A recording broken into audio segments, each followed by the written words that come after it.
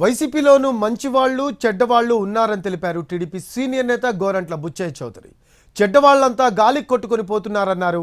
జోగి రమేష్, వంశీ, రోజా ఎక్కడికి పోయారని ప్రశ్నించారు ఆయన. చాలా మంది నోళ్లకు తాళాలు పడ్డాయని గుర్తు చేశారు బుచ్చయ్య చౌదరి.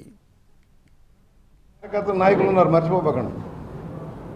అందువల్ల చంద్రబాబు గారు చెప్పింది మీరు రాజీనామా చేసి రండి, అప్పుడు పార్టీలో చేర్చుకుంటాము, కానీ కిరీటాలు పెడతామని ఎక్కడ చెప్పట్లేదు కదా.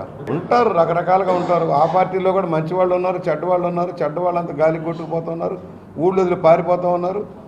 ఏడి జోగి రమేష్ ఏడి, ఆ వంశీ ఏడి, నాని ఏడి, రోజా ఏది, ఏమైపోయారు? ఈ నోటికి తాళాలు వేసుకున్నారు.